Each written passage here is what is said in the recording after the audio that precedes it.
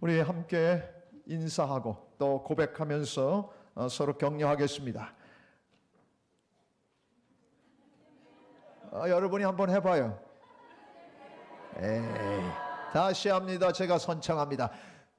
주님 때문에 행복합니다. 당신 때문에도 행복합니다.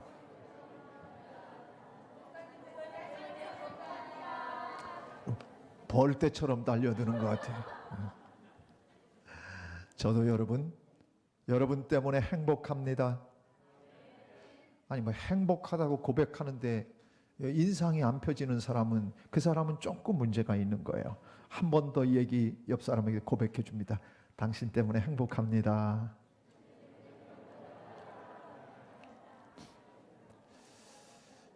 여기서 이렇게 시켜보면요, 부부 싸움하고 온 거는 금방 제가 알아요. 잘 마주치려고 안 해요. 근데 오늘 보니까 다 마주쳤어요. 여러분, 우린 지난 시간에 구원이라는 것은 어떻게 얻어지는가 하는 문제를 함께 생각을 했습니다. 본문 말씀에서 구원은 어떻게 받는가라고 하는 것이 바로 9절에 나와 있었던 말씀입니다. 9절 한번 다시 볼까요? 9절 한번 봅시다. 시작. 예수를 주로 시인하며 또 하나님께서 그를 죽은 자 가운데서 살리신 것을 내 마음에 믿으면 구원을 받으리라. 아멘. 여러분의 입으로 예수님이 주인이심을 고백하고 계시죠? 네? 고백합니다. 주 퀴리오스라고 하는 단어라고 했습니다. 퀴리오스는 그 당시 이 성경이 쓰여지던 그 당시에 황제에게만 붙였던 단어입니다. 아무한테나 붙이는 게 아닙니다. 퀴리오스, 내 모든 것의 주인, 완전히 신격화시켜서 로마 황제를 부를 때 퀴리오스라고 하는 단어를 쓴 겁니다. 여러분의 인생에 예수님이 최고의 위치에 계십니까? 와우. 여러분 모든 삶의 주인이 예수님이십니까? 와, 한 주 만에 너무 많이 바뀌었습니다. 사랑하는 여러분, 예수님이 우리의 주인이시라고 하는, 그리고 우리의 황제보다도, 이 황제는 모든 생명의 여탈권을 다 갖고 있는 거예요. 모든 걸 다 갖고 계신 주인과 같은 의미에서 우리가 주여라고 부르는 거예요. 이 주라고 하는 단어는 그렇게 가벼운 단어가 아니에요. 그런데 우리는 기도할 때도 주여 주여 그렇게도 하고, 그리고 우리는 주자를 너무 많이 씁니다. 근데 실제적으로는 주여라고 하는 단어는 너무나 우리의 가슴에서부터 아주 소중한 고백으로 부르는 것이 주여입니다. 주여라고 부를 때마다 주님은 나의 주인이시고 나에게 가장 존귀한 분이십니다. 이게 바로 주여라고 하는 겁니다. 오늘도 여러분들이 그렇게 주님을 부르시기를 바랍니다. 입으로 그렇게 고백하는 자, 또 하나의 조건이 있습니다. 9절 다시 봅니다. 지난주 안 온 분들한테는 이거 안 가르쳐 드려야 되는데 또 가르쳐 드리네요. 근데 또 한 가지 구원받는 조건이 있어요. 뭐예요? 죽은 자 가운데 하나님께서 그를, 예수 그리스도를 죽은 자 가운데서 살리신, 다시 말해서 부활시키셨다는 것을 마음에 믿어야 구원을 받는다는 거예요. 이게 안 믿어지면 안 되는 거예요. 초대교회 성도들은 이 처음에 예수가 다시 살아났다라고 하는 사실을 모든 주변에 예수께서 다시 사셨다, 이게 복음의 가장 핵심이었어요. 예수께서 다시 사셨다. 왜냐하면 죽었다가 다시 사신 이 놀라운 근거들을 갖고 있었기 때문에 초대교회 성도들은 어디 가든지 예수 다시 사셨다, 예수 다시 사셨다. 그래서 부활이 그들에게선 최고 소중한 신앙의 고백이었어요. 하나님이 예수를 죽은 자 가운데서 살리신 것을 믿으면 오늘 우리도 다시 살 것을 분명히 믿기 때문에, 그래서 부활신앙을 가져야 그 사람이 구원받는다는 거예요. 여러분이 입술로 진정으로 주님이 나의 모든 인생의 주인이십니다와, 그리고 여러분의 마음속에 부활신앙을 갖고 있다면 여러분은 구원받는데 전혀 지장이 없습니다. 때로 여러분이 허물이 많다고, 때로 여러분이 하나님 앞에 부끄러움이 있다고, 염려하지 마십시오. 하나님은 그것 때문에 우리를 구원하시는 것이 아니라 정말 진정으로 예수님이 나의 구세주이심을 믿고, 그리고 내가 부활에 대한 확고한 신앙을 갖고 있다면, 마음으로 그 고백을 갖고 입술로 예수를 주라 시인하면 그는 구원을 받게 되는 줄로 믿습니다. 이제 구원에 대한 한은 여러분이 염려를 놓으셔도 됩니다. 염려가 되십니까? 염려하지 않으셔도 됩니다.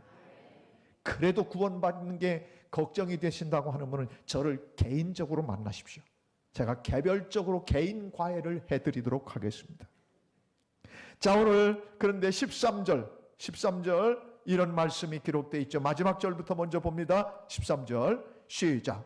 누구든지 주의 이름을 부르는 자는 구원을 받으리라. 여기는 더 간단하게 되어 있어요. 똑같은 얘기인데 주의 이름을 부른다고 하는 것은 앞에 이야기를 다 담고 있는 거예요. 입술로 뿐만 아니라 마음에서 부활신앙을 믿고 그 죽음 권세도 정복하시는 하나님을 믿는 그 믿음을 가지고 주님을 부르게 되어지면 구원을 받으리라. 다시 반복되는 얘기입니다. 주의 이름을 부른다라고 하는 하원선, 우리 친구들이 부를 때 헌선아 이렇게 부르는데 그렇게 부르는 것을 부른다고 얘기하는 게 아니에요. 여기서 부르는 이라고 하는 단어는 원어의 의미가 어떤 의미냐면 간절히 청한다는 의미입니다. 간절히, 아주 간절히 청하는 것을 바로 부른다라고 하는 뜻이에요. 또 그리고 다른 성경들을 볼 것 같으면 이 부른다고 하는 단어를 어떻게 쓰고 있냐면 하나님 앞에 예배 드린다, 이런 의미에서 또 쓰고 있는 거예요. 그러니까 주를 부른다고 하는 얘기는 주님께 간절히 기도하고 주님께 간절히 온 마음을 다해 예배하는 자들이 구원을 받는다는 거예요. 여러분, 오늘 여러분이 이 자리에 왜 오셨습니까? 왜 오셨습니까? 여러분, 어렵게 생각하지 마세요. 저는 좋은 목사라 앞에 해답을 다 가르쳐 주고 그 다음에 여러분에게 질문을 합니다. 여러분, 왜 오셨습니까? 예배드리러. 오늘 본문대로 얘기하면 주의 이름을 부르러 온 거예요. 주의 이름을 부르러 오는데 대충 부르는 게 아니라 마음으로 영으로 진정한 신앙의 고백을 가지고 주의 이름을 부르러 온 거예요. 그런 사람은 어떻게 된다? 구원을 받으리라. 제가요, 오늘 제가 받은 은사 가운데 최고의 은사가 예언의 은사예요. 여러분이 잘 모르실 거예요. 제가 얼마나 예언의 은사가 강한지 여러분이 딱 들어보면 알 거예요. 내가 오늘 여기 딱 보고 예언하는데 여기 온 사람 가운데 지옥 갈 사람은 아무도 없어요. 확실한 예언이에요. 확실한 예언. 이보다 더 확실한 예언이 어디 있어요? 지옥 갈 사람 없다는데 아멘 안 하는 4층에 계신 분이 2분이나 안 한 것 같은데 한 번 더 기회를 드릴게요. 여러분 지옥 가기는 다 틀린 사람들만 와 있어요. 여러분 망하기는 다 틀렸어요. 여러분이 왜 그러냐면 예수의 이름을 여러분이 지금 부르고 있잖아요. 그리고 마음으로 부활에 대한 확신이 있잖아요. 그럼 여러분이 이미 구원을 받은 거예요. 구원받은 사람들이 모여 예배하고 주의 이름을 부르러 온 여러분들이 하나님이 여러분들을 세상 많은 사람들 가운데 골라서 너는 내 것이라, 너는 내 것이라, 너는 내 것이라 그렇게 부르셔서 여러분을 이곳에 있게 하신 거예요. 나는 남대문에 가면 골라 그러던 한참 전에 갔을 때 막 그래 막 더미로 싸놓고 골라 고르는데 여러분 엄청 싸. 5,000원이면 마우라 하나를 사는데 5,000원 주고 그 마우라를 사오면 그건 누구 거요? 돈 낸 사람 내 거요. 마찬가지 세상에 많은 사람들 가운데 수많은 사람들이 있어요. 잘난 사람도 있고 예쁜 사람도 있고 돈 많은 사람도 있고 많이 배운 사람도 있어요. 그런데 그 많은 사람들 가운데 우리 주님이 너는 내 것이라 지명하여 지명했다는 거예요. 지명했다. 다 지명했다. 하원선 지명했다. 지명하여 불러나니 너는 내 것이라. 하나님의 것이 됐기 때문에 여러분은 이제 운명은 끝난 거예요. 마귀에게 속해 살던 여러분이 하나님이 여러분을 부르셔서 넌 내 거라고 했기 때문에 이제 여러분은 임자가 따로 있어. 절대. 여러분의 임자가 누구예요? 하나님이요. 하나님이나 주님이나 똑같은 얘기인데 여러분의 주인은 하나님이십니다. 왜? 하나님이 예수 그리스도를 이 땅에 보내셔서 나를 어떻게 했기 때문에? 구원하기 위해서 십자가를 대신 져 주셨기 때문에 우리를 속량했다는 거예요. 값을 지불하고 우리를 사신 거예요. 값을 지불해 주셨으니까 이제는 하나님의 것이 된 거예요. 예수 그리스도의 것이 된 거예요.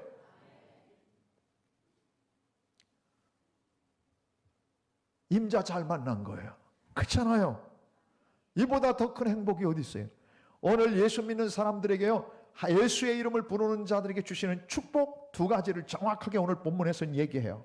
한번 볼까요? 11절에 어떤 복이 임하고 어떤 은혜가 임하는지 11절을 봅시다.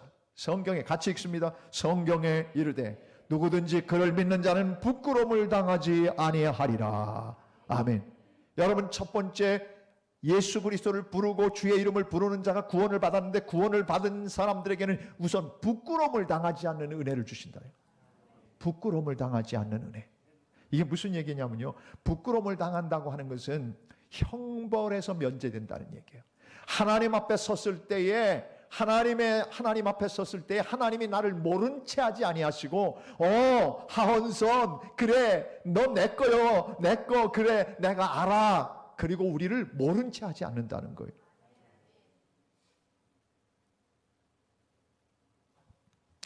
여러분, 그런 적 있으세요? 누굴 만나러 갔는데 별로 잘 알아주지 않으면요 되게 속상한 거 있잖아요.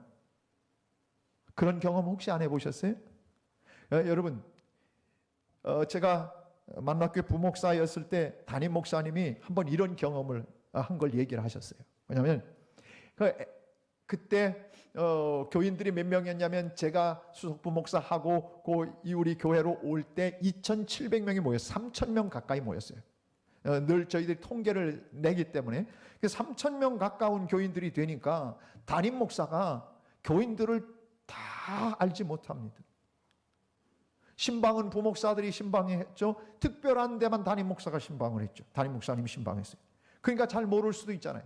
그런데 그래도 대충 이 새 가족들하고 사진을 한 번씩 다 찍기 때문에, 저희 교회도 똑같습니다만은 새 가족하고 같이 사진을 찍고 그러기 때문에 대부분 이제 파악을 하시게 되는데, 우리 교회 나오고 있구나는 아는데, 어느 날 엘리베이터에서 예배가 맞춰지고 금요 기도회 때 예배가 맞춰지고 이렇게 엘리베이터를 같이 타게 됐어요.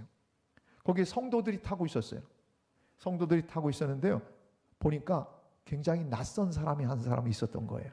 그래갖고 담임 목사님이 이렇게 물은 거예요. 자매님 어느 교회를 다니세요? 그렇게 물은 거예요. 어느 교회를 다니냐고요. 여러분, 왜냐하면 금요 기도회 때 그 목사님이 부흥사셨기 때문에 그렇게 금요일 날 집회 일부러 오는 교인들이 많았기 때문에 그래서 그냥 그렇게 물은 거예요. 생각도 잘 못하고 어느 교회 다니시냐고. 그랬더니 이 교인이 1년 반 전에 등록했는데요. 그래갖고요 담임 목사님이 그 다음부터는 절대 안 묻는데요. 그냥 웃고 안녕 할렐루야 그렇게 인사하면 된대. 또 하나 경험이요. 누가 막 반갑다고 여러분 안녕하세요 그러는데, 이분은요 여기저기 부흥회를 다니니까 만난 사람이 너무 많잖아요. 근데 지나고 나면 부흥회 갔다 와갖고 뭐 하도 많이 다니니까 그 사람인 것 같고 다 그렇잖아요. 그런데 어느 날 누가 막 반갑게 막 인사를 하더래요. 목사님 안녕하세요. 근데 누군지 도무지 알질 못하겠더라는 거예요. 그래서 그때 그 경험 이후로 어떻게 했냐면 반갑게.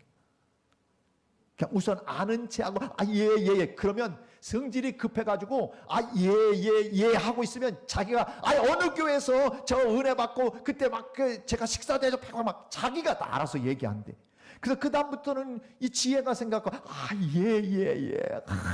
그러시면 자기가 다 얘기하는 거예요.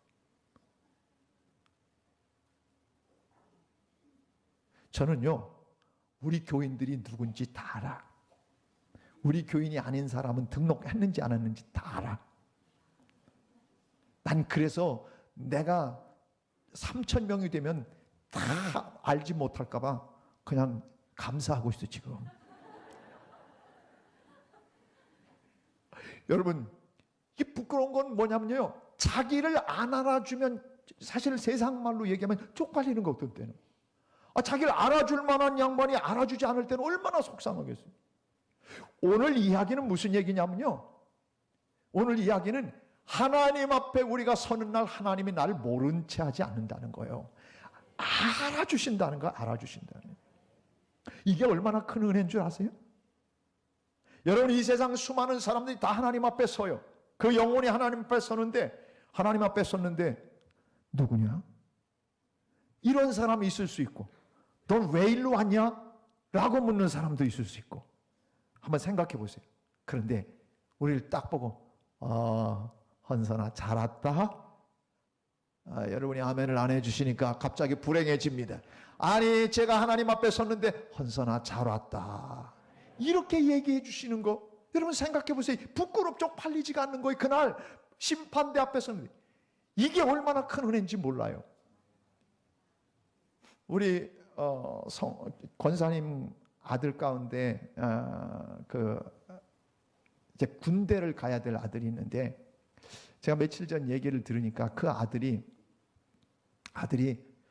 평발이고 그래가지고 이 급수가 나왔는데 3급인가가 나왔대요. 4급이 나오면 군대를 안 가는데 그게 너무 기왕 나올 거 4급이 나왔으면 군대를 안 가도 될 텐데 라는 아쉬움을 얘기를 그 아들이 하더라는 거예요. 저는요, 대학 2학년 때 개척교회 가서 콘크리트 기둥을 들다가 제가 허리를 다쳤어요. 그때도 제가 60kg가 안 됐었거든요. 그러니까 그 앞에 부대, 공군 부대 그 장병은요, 몸집이 이런 사람이었어요. 근데 맞들다가 삐끗했는데 사나이 자존심, 그래가지고 그 상태로 끝까지 간 거예요. 그리고 나서 들어놓았어요. 제가 허리를 그때 다쳐갖고요. 그래서 군대 가기 전에 이제 제가 얼만큼 허리가 아팠냐면, 머리를 아침에 감고 나서 이 고개를 쳐들려고 하면 아파갖고 이 통증 때문에 일어설 수가 없었어요. 펼 수가 없었어요. 펼 수가 없어가지고 붙들고 한참 조금씩 실갱이를 한 다음에, 그래서 제가 다니고 학교 생활을 그랬어요. 그런데요, 제가 그렇게 아프니까 얼마나 제가 허리가 그렇게 다쳐서 고생합니다. 어떤 장로님이 벌침도 놔주고 막 그랬어요. 방법이 없더라고요. 군대 가려면 이제 학교 졸업하고 군대 갈 생각도 하는데 이래가지고, 그래서 한번 사진을 찍어오고 신체 검사를 했어요. 그리고 허리 사진을 찍어서 냈어요. 그랬더니 제가 몇 급이 나왔냐면, 옛날 기억도 나요. 2급 을이 나온 거예요. 2급 을. 여러분, 2급 을이 나오면 조금 더 내려가야 옛날 말로 방위를 할 수 있는데, 그게 안 된 거예요. 되게 아쉬운 거예요. 하나님 앞에 기도하면서 제가 이렇게 기도했어요. 허리를 붙들고, 하나님, 제가 이제 군대도 가야 되는데, 그리고 앞으로 주의 사역을 해야 되는데, 새벽 기도에 나가갖고 차프로에 새벽 기도 해가지고 붙들고 기도했어요. 여러분, 여러분이 제가 허리 아프다는 거, 제가 무거운 건 잘 안 듭니다. 여러분 오해하지 마세요. 제가 허리 한번 다쳤었기 때문에 그 다음부터 무거운 거 있으면, 여러분 왜 담임 목사가 있고 무거운 걸 왜 안 드나, 여러분이 이해를 하셔야 돼요. 저는 그 트라우마가 있기 때문에 그래서 못 드는 것일 뿐이에요. 그런데 몇 시간 설교하고 이렇게 몇 차례 예배를 드리고 오후 예배까지 드리는 날, 그러면요 적어도 너댓 시간 서 있어요. 여러분은 앉아 있잖아요. 누구 발자가 더 좋은 거예요? 앉아갖고 졸면 진짜 그건 결례예요. 서 있는 사람도 있는데. 조는 사람이 있다는 얘기가 아니라 눈이 가물가물하고들랑 여러분 방법이 있어요. 나처럼 뒤에 가서 서세요. 그러면요 절대 잠이 안 와요. 물론 군대에 있을 때는 서서도 졸았어요. 서서도. 근데 그런 분이라면 제가 엎드려 절을 할 테니까 안심하고 뒤에 벽에 가서 붙어서 말씀을 들으세요. 절대 졸음이 안 옵니다. 제가 하는 얘기는요, 허리를 붙들고 하나님 기도했어요. 하나님 허리 치료해 주세요. 지금 보세요. 제가 얼마나 여러분 보기에 허리가 다 시원찮아 보입니까? 안 시원찮아 보입니까? 저 이렇게 설교하고 있어도요 괜찮아요. 괜찮다고요. 왜 아멘을 안 했어요? 왜 그런 줄 아세요? 하나님이 제 허리를 붙들고 제가 신학대학 때 기도했는데 하나님이 건강하게 하셨어요.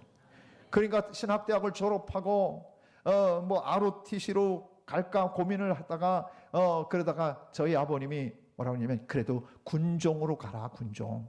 근데 군종으로 가려니까 쫄병으로 가려니까 대학을 졸업하고 그래서 제가 공군장교회 시험에 이제 응시하게 돼요. 근데 그러려니까요 아버님 그 개척교회 할 때 제가 이 먼 길 학교 다니면서 이 발가락에 동상이 걸려 있는 게 아직도 펴지지 않은 부분이 있어요. 네, 근데 공군 장교 신체 검사는요 신체 검사 가운데 최고의 신체 검사예요. 비행기를 탈 수 있는 가능성도 있기 때문에 여러분 맹장 수술한 사람은 안 돼요. 얼마나 철저하게. 우리 이성률 권사님은 직접 비행기를 조종하셨던 분이니까 더 잘. 그러니까 철저하게. 그런데요, 제가 얼마나 하냐면 마지막 치질 검사에서도 다 통과된 사람이에요. 군대 가면요, 군대 여러분 남자들은 마지막 치질 검사까지 다 합니다. 완벽해야 되는 거예요. 제가요 2급 의를 받았는데 공군장교 훈련 3개월 동안 훈련 받고 그 다음에 어떤 과목에 대한 훈련들 다 해서 훈련을 5개월 동안 받았어요. 그리고 3월 달에 들어가서 8월 1일 날 임관하는데 그때까지요 다른 사람은 못 뛰고 다른 사람은 쓰러지기도 하고 했지만 저는 한 번도 낙오되지 않고 오히려 다른 사람 총 못 들면 내가 들어주고 그러면서 여기까지 뛰었어요. 하나님의 치유도 그리고 하나님이 나를 사랑해 주신 그 은혜도 내가 이번에 같이 여러분 간증을 하는 거예요. 여러분 하나님이 얼마나 좋으신 분이냐면요 이 너무너무 아팠던 허리도 하나님이 막 고쳐주시는 거 제가 직접 몸으로 경험한 사람이에요. 오늘 여기 본문에 나와 있는 건요 하나님이 우리를 부끄러움을 당하지 않게 해주신다. 예수의 이름을 부르면 부끄러움을 당하지 않는다. 여러분 부끄러움을 당하지 않는다는 것은 형벌을 면제한다는 거예요. 다시 말해서 우리 가끔 그 아들 둔 집은 군대 면제 받았으면 하는 면제자가 됐으면 좋겠다라는 생각할 때 있어요. 저도 옛날에 그런 생각했어요. 그리고 둘째 아들이요 군대를 가는데 옛날에 얘가 기관지 천식을 알았는데 그거를 5년 이내에 기관지 천식의 근거가 있으면 군대를 면제받는데 막 그게 아쉬울 때도 있었어요. 미안해요. 제가 애국자가 아닌 것 같으죠? 그런데요 군대 면제 받는 거 그것도 어떤 사람들은 기대해요. 좋아라 해요. 그런데요 진짜 여러분들도 다 면제자예요. 내가 오늘 얘기하고 싶은 건 그거예요. 면제를 받았는데 여러분들이 무슨 면제를 받았느냐? 영원한 형벌에서 면제를 받았어요. 옆 사람한테 이제 얘기합니다. 당신은 영벌 면제자입니다. 축복해 주십시오.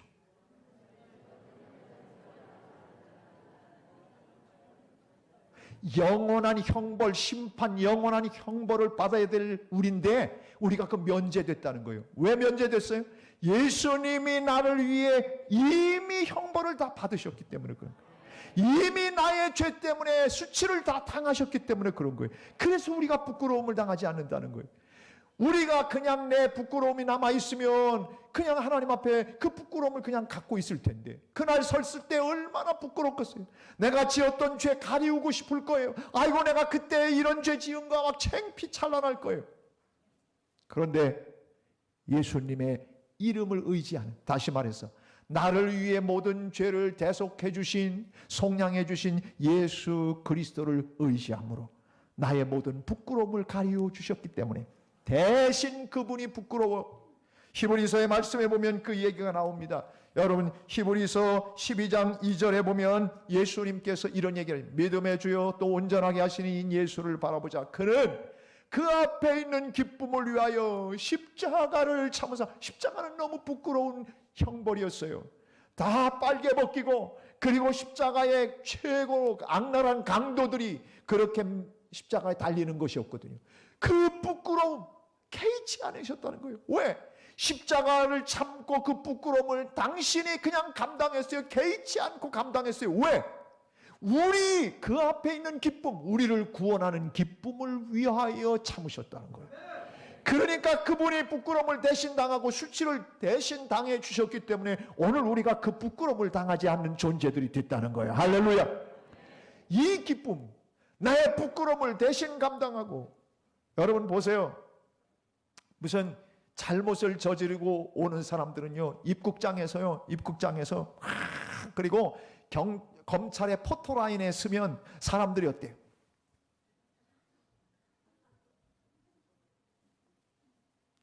물론 개중에는 그래도 뻔뻔하게 검찰에서 다 밝힐 것입니다. 그런 사람도 있어요, 뻔뻔하게. 근데 우리는 막 카메라를 들이대면 막 가리려고 하고, 어떤 사람은 그냥 마스크를 막 이따만 마스크를 쓰고 모자를 꽉 눌러 쓰고 그래요. 왜? 쪽팔리니까, 부끄러우니까. 우리가 부끄러운 일들을 많이 행했는데도 불구하고 하나님 앞에 서는 날 하나님이 우리의 부끄러운 수치를 보신다는 것이 아니라 우리의 머리에 묻어있는, 우리의 몸에 묻어있는 예수 그리스도의 보혈의 피를 보시고, 보혈의 피를 보시고 우리를 오른쪽으로 더 자랐다 구별해 주시는 하나님의 은혜를 우리가 누리게 된다는 거예요. 내 이름 아시죠? 내 모든 생각도 아바라 부를 때, 아바라 부를 때, 여러분 우리가 아버지를, 하나님 아버지를 아바라 부를 때 우리의 부끄러움을 다 가리워 주시고. 왜? 여러분 우리의 자녀들을 세상에 나가서, 여러분 제가 민철이 욕하는 거 보셨습니까? 민철이 못됐다고 얘기하는 거 보셨냐고요? 저는 아버지이기 때문에 내 아들을 커버합니다. 왜 결점이 없겠어요? 그래도 커버해 줍니다. 그게 아버지의 마음입니다. 오늘 우리의 부끄러움을 가지고 하나님 앞에 서지만은, 그러나 하나님은 우리를 다 가려주시고 우리를 어여시 주님 앞에 설 수 있도록 우리를 인정해 주시고 우리를 품에 안아 주실 것입니다. 부끄러움을 당하지 않는 은혜, 이거는 최고의 복인 줄로 믿습니다. 또 한 가지, 오늘 본문에서는 예수 그리스도의 이름, 주의 이름을 부르는 자들에게 부끄러움을 당하지 않는 것과 아울러 또 하나를 축복해 주고 있습니다. 보장해 주고 있습니다. 12절 말씀을 한번 봅시다. 12절은 이렇게 말씀합니다. 같이 읽습니다. 유대인이나 헬라인이나 차별이 없으므라 한 분이신 주께서 모든 사람의 주가 되사 그를 부르는 모든 사람에게 부요하시도다. 예수님의 피는 모든 사람을 다 구원하실 수 있는 넉넉한 은혜가, 넉넉한 구원의 은혜가 예수 그리스도를 통해서 나온다는 게 가장 먼저 영적인 부요함에 대한 얘기입니다. 여러분이 이 세상에 예수의 피를 의지하고 구원 못 받을 사람 아무도 없습니다. 예수의 이름을 부르는데 그 사람들은 아프리카 사람이든 백인이든 황인종이건 인종도 구별하지 않습니다. 어느 차별이 없다는 거예요. 이스라엘 사람만 구원받느냐? 아니라는 거예요. 이방인도 구원받는다는 거예요. 그러니까 우리가 자신만만하잖아요. 사랑하는 여러분, 우리는 예수님 때문에 우리도 구원받는 존재가 되었습니다. 그런데 예수님 때문에 우리가 팔자가 폈는데, 그런데 여러분, 예수님은 잘생긴 걸 보지 않으십니다. 잘생긴 걸 본다면 여기 비가 잘생겼나요? 잘생긴 걸 생각하면 김태희. 나는 아는 사람이 별로 없어요. 황신혜 이 정도 알아요.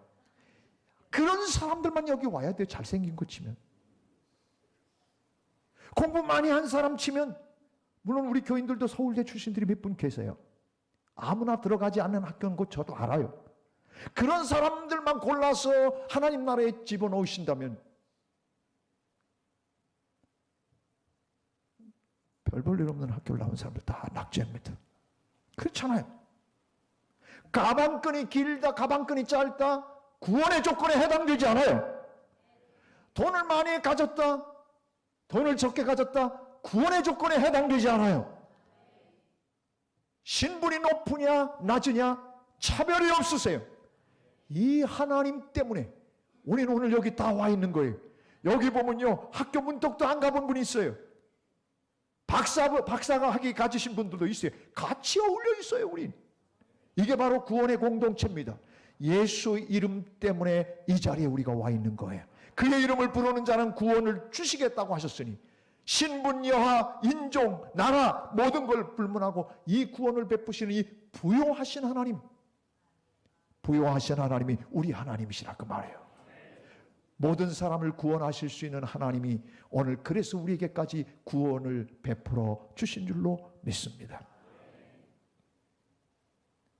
구원의 은혜가 가장 우리에게 풍요한 은혜예요. 여러분의 삶 가운데 돈이 많으면 풍요한 것 같습니까? 여러분 가운데 큰 집에서 살면 여러분이 풍요한 사람입니까? 우리 교원들도 벤츠 타고 다니는 사람들이 있어요. 벤츠. BMW도 있어요. 여러분, 제가 10여 년 전에 우리 교인들을 위해서 하나님, 우리 교인들도 외제차를 타는 사람들이 있게 해주십시오. 내가 기도했거든요. 제가 생명샘교회, 저하고 박사과정 같이 한 이 생명샘교회 목사님이 초청해서 제가 한번 거기 방문을 했는데 실업인 선교회를 모이고 있는데요. 와, 가보니까 벤츠, BMW, 막 렉서스 뭐 이런 게 있어. 근데 우리 교회는 그때 유지동 장로님이 다이내스티 3500, 다이내스티 현대 거죠. 우리 장로님이 최고 좋은 차 타는 게 다이내스티 3500 타실 때요. 근데 가니까요, 제가 화가 나는 거예요. 화보다는 좀 하나님 앞에 섭섭한 거예요. 하나님, 우리 이 교인들만 이런 거 탑니까? 우리 교인들도 타게 해주십시오. 그래서 제가 그 자리에 서갖고 명령을 했어요. 벤츠야, 우리 교회로 올지어다. BMW, 우리 교회로 올지어다. 제가 명령했어요. 렉서스도 불렀어요. 여러분 타고 다니는 제주는 여러분 담임 목사가 기도해서 타는 줄만 알면 돼. 뭘 그렇게 여러분이 대단해서 타는 줄 알으셔? 그런데 그 좋은 차를 나 한 번도 안 태워주는 사람들이 있어요. 사랑하는 여러분, 하나님이요 얼마나 부요하신가. 전 그것 때문에 그런 건 아니에요. 그렇지만 우리의 삶이요 사실은 있어도 가난하게 살고, 있어도 맨날 부족하다고, 있는데도 불구하고 맨날 모자라다고 생각하는 사람은 가난뱅이로 사는 거야. 그런데 별로 있지 않아도 난 부럽지 않다, 나에게 부족한 것 없다, 난 예수 한 분만으로 만족한다, 이런 사람은 사는 게 행복한 거예요. 여러분, 예수님이 다 갖고 계신 분 아니에요? 영원한 생명도 갖고 계신 분인데, 우주의 만물의 주인이신데, 그 하나님 모시고 살고 그 주님 모시고 사는데 뭘 그렇게 빚을 내고 살 이유가 있어요? 어깨를 피세요. 고개를 드세요.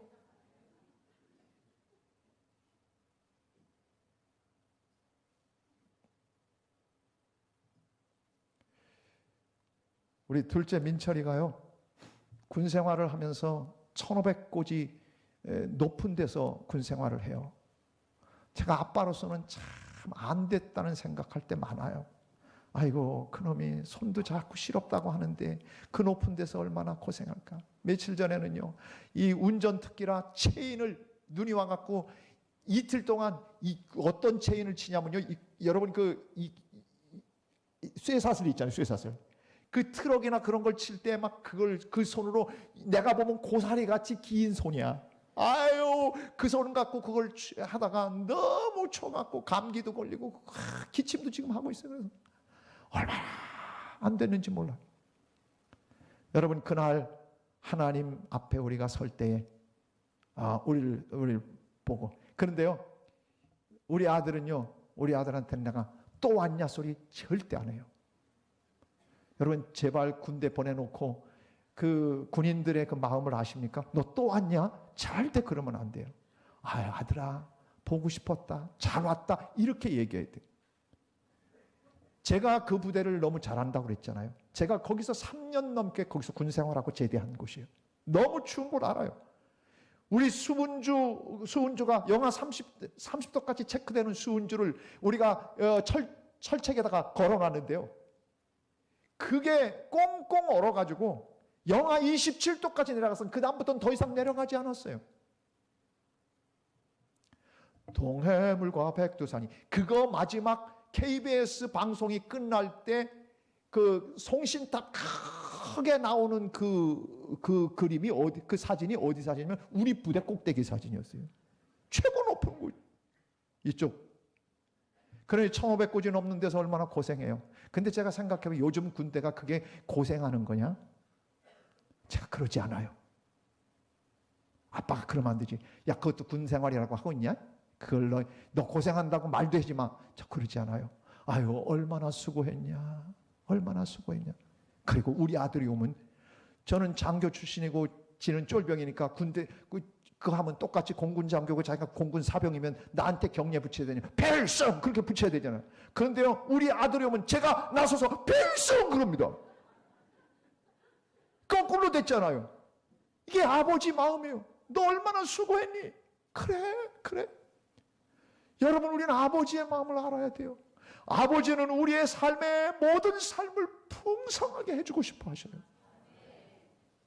그렇게 비참하게 이 땅을 살도록 하시고 싶은 분이 아니에요. 아버지는 조그만 고생, 조그만 염려, 이 세상에 여러 가지 힘든 것도 다 아이고 얼마나 수고했니, 얼마나 수고했니, 우리를 품에 안아주고 싶은 것이 우리 아버지의 마음이에요.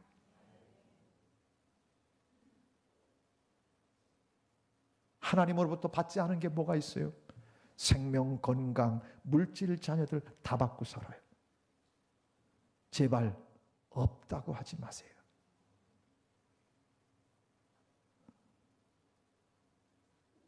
우리 작은 아들 이번에는 칭찬을 할게요.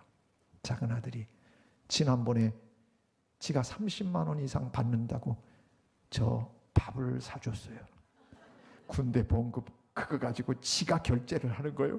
내가 얼마나 자식 키운 보람을 느꼈는지. 하나님이 돈이 없어서 여러분에게 헌금 요구해요? 하나님을 사랑하는 표현, 그까지 그 조그만 액수 갖고 표현하면 하나님이 그렇게 좋아하시는 거예요. 자기가 당신이 다 줘놓고. 헌금 얘기하니까 영하 30도로 금방 내려갔어요. 사랑하는 여러분, 우리를 풍요케 하시는 하나님을, 우리를 부요케 하시는 그 하나님을, 우리를 넉넉하게 하시는 그 하나님을 여러분이 믿고 살아야 돼요. 자, 한번 읽어봅니다. 시작. 도둑이 오는 것은 도둑질하고 죽이고 멸망시키려는 것뿐이요, 내가 온 것은, 예수께서 오신 걸 얘기하는 거예요. 양으로 영원한 생명을 얻게 하고 더 풍성히 얻게 하려는 것이라. 아멘. 여러분, 우리의 삶은 날마다 더 풍성해져야 하는 거예요. 예수를 믿으면 믿을수록 날마다 더 행복해져야 되는 거예요. 예수를 알게 되면 알게 될수록 내 안엔 더 기쁨이 충만해져야 되는 거예요. 예수 간 믿었을 때 기쁨은 다 어디 가고, 오늘 예수를 오래 믿었는데 뭘 그렇게 우울해요? 잘못 예수 믿는 거예요. 어제보다 오늘이 더 기뻐야 하고, 어제보다 오늘이 더 부유하다고 생각하고 살아야 되고, 이게 예수와 함께 사는 사람의 특징이라 그 말입니다.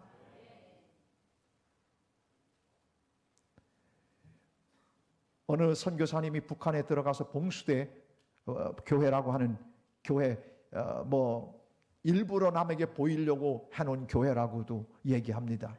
이북에 있는 이 봉수대 교회에 가서 예배를 드리게 됐는데, 그 선교사님이 간증이 제가 책에서 봤어요. 그 선교사님이요, 그날 그 예배를 참석했는데 공산당 간부 가운데 한 사람이 예수를 알고 나니까, 이 예수의 복음을 받아들이고 나니까 너무 행복해진 거예요. 공산당에서 높은 간부였는데 함구령을 내는 거예요. 예수 얘기하지 마라. 그런데도 불구하고 이 예수가 내 안에 들어오니까 이 행복과 이 기쁨을 주체할 수가 없는 거예요. 그래서 예수를 증거하다가 당에서 이 사람을 끌어다가 성대 제거를 해버린 거예요.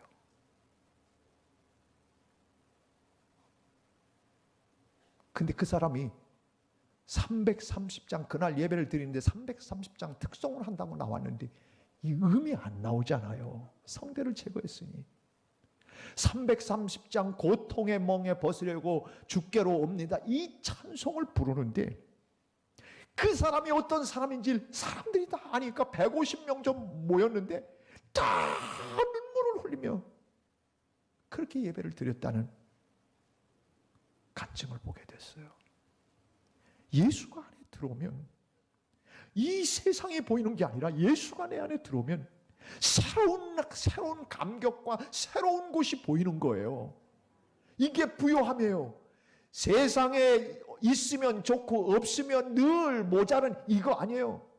세상에 있는 것 치면 솔로몬처럼 많이 가졌던 사람 어디 있어요?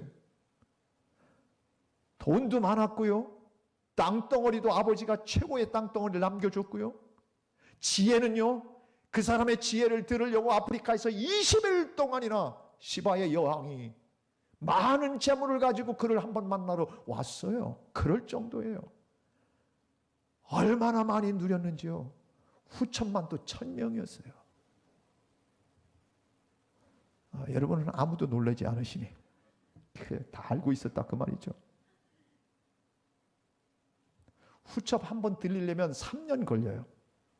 그렇게 엄청난, 세상 사람들로서는 누릴 수 있는 모든 걸 다 누린 사람이 솔로몬이에요. 제가 금요일도 그 얘기했어요. 그런데 전도서 1장 2절 12장 8절 쭉 넘어가면 그가 그런 얘기를 해요. 헛되고 헛되니 모든 것이 헛되도다.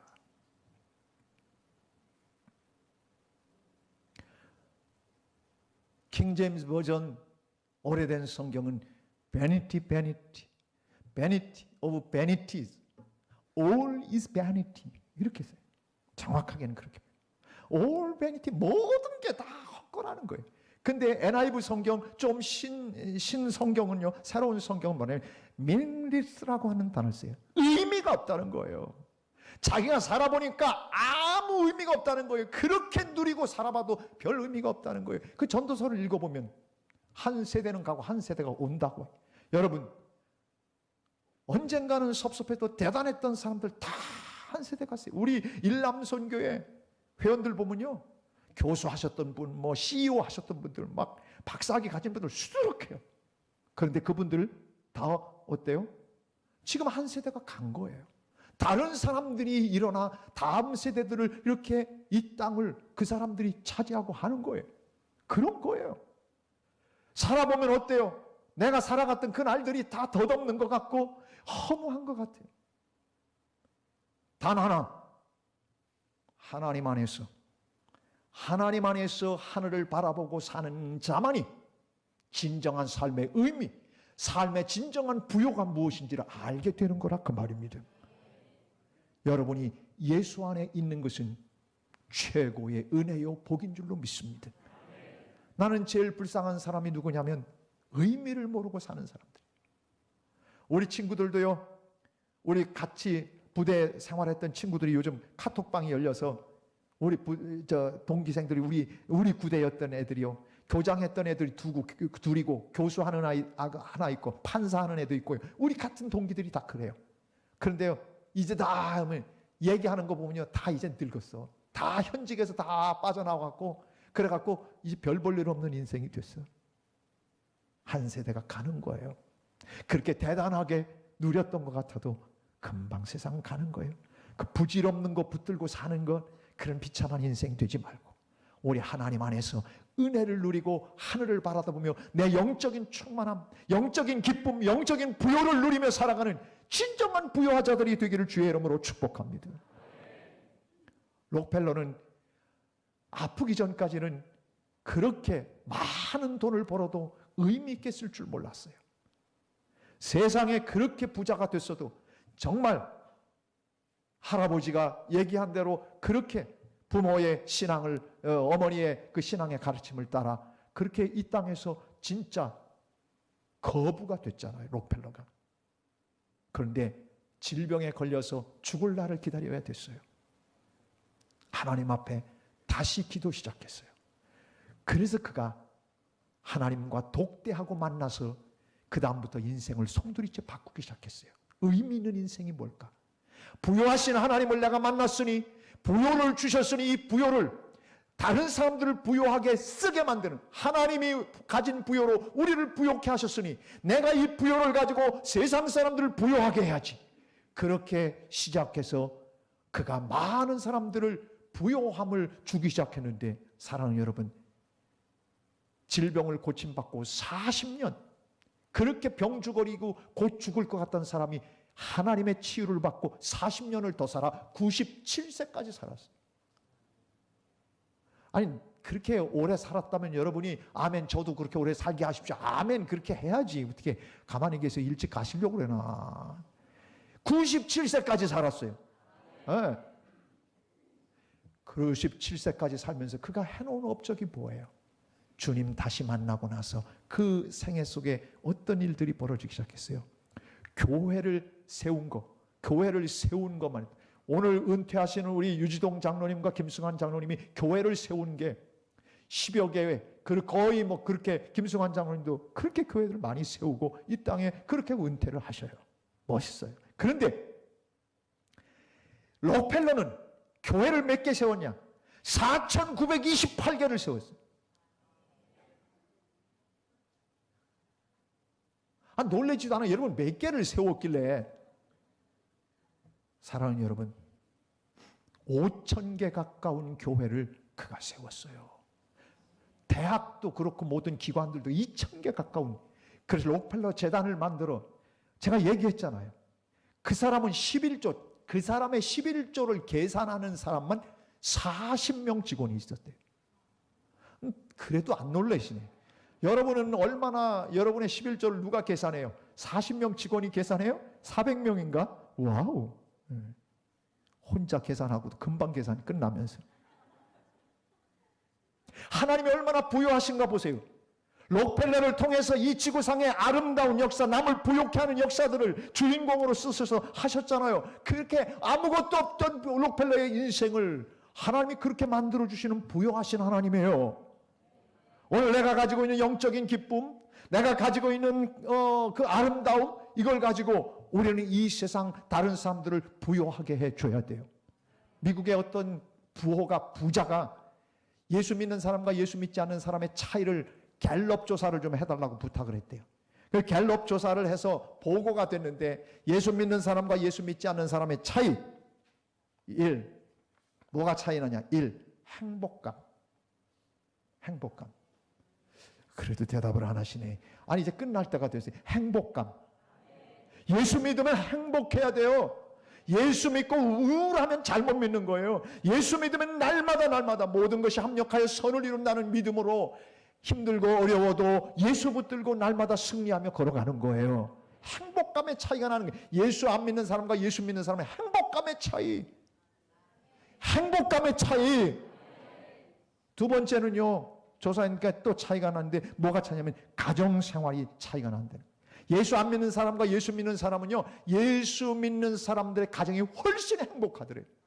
그리고 가족들 간에 더 끈끈 끈끈한 유대 관계를 맺고 산다는, 이게 두 번째 조사 결과예요. 세 번째는요, 예수 믿는 사람과 예수 믿지 않는 사람의 차이는 이해와 관용의 차이가 있더라는 거예요. 예수 안 믿는 사람은 쪼잘한데 예수 믿는 사람은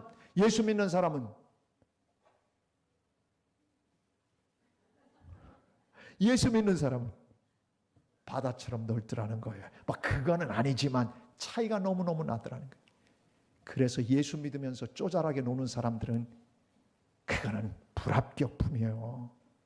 그까짓 거 좀 참아주고, 그리고 이해하고 관용하고, 그냥 덮고 넘어가면 될 걸 끝까지 물고 늘어져. 네가 옳으니 내가 옳으니 땡! 우리 교회는 없어. 근데 말이죠, 예수 믿는 사람 가서 콩나물 가게 가가지고 깎지 마세요. 예수 믿는 사람들이 그렇게 짜다는 짠돌이라는 얘기를 왜 들어요? 예수 믿는 사람이요, 째째하면 안 돼요. 어디 가서 기도하고 막 뜨겁게 믿습니다 해놓고서는 입 딱 닫고 나오면요, 아주 나는 뒤가 근질근질해요. 쓸데없는 돈을 쓰라는 게 아니에요.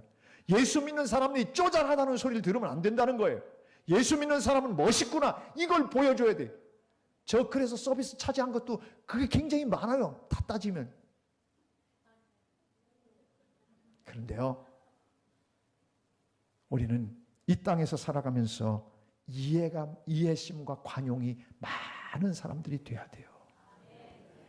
그 다음 마지막 네 번째가요, 예수 믿는 사람과 예수 믿지 않는 사람의 차이가, 네 번째가 뭐냐면 봉사, 희생하는 정신이 믿는 사람과 믿지 않는 사람의 차이가 나는데 배나 차이가 나더라는 거예요. 누굴 더 섬겨줄까? 저 사람을 내가 어떻게 하면 더 배려해 줄까? 저 사람 먼저 밥 먹게 해야지, 제발 좀 그렇게 좀 해서. 자기가 먼저 줄 서갖고 먹으려고 그러지만 먼저 드세요. 좀 그렇게 좀 해봐야죠. 좀 섬기고 봉사하는 이거 있잖아요. 예수 믿는 사람과 믿지 않는 사람의 차이가 이게 엄청 크더라는 거예요. 남을 위해서 희생하는 게 너무 더 크더라는 거예요. 이게 왜 그래요? 주님을 만나보니까 나를 부욕케 하신 주님 때문에 인생의 의미를 알고 진정한 행복을 하니까 그렇게 사는 사람은, 그런 사람은 배려하고 베풀며 살게 되더라는 얘기죠. 사랑하는 여러분, 우리 하나님 모든 걸 갖고 계신 하나님이십니다. 모든 것을 주관하시는 능력자이십니다. 그 하나님이 여러분 우리의 하나님 아니십니까? 그 하나님을 믿고 사는데 째째하게 사지 맙시다. 어차피 다 놓고 가는 인생인데 멋있게, 멋있게 그렇게 살아가고, 주님 앞에 그날 섰을 때 우리를 부끄럽게 아니하실 그 주님 앞에 이 땅에서, 그래 너는 아주 아름답게 살다가 왔구나, 아이고 잘 왔다, 품에 안아주시는 주인공들, 나 때문에 주변 사람들이 행복해하고, 나 때문에, 나의 부요함 때문에 저 사람들이 함께 부요를 누릴 수 있는 그런 거부들로 이 땅을 살아가는 능력의 주인공들 다 되기를 주의 이름으로 축복합니다. 우리 함께 찬양하겠습니다.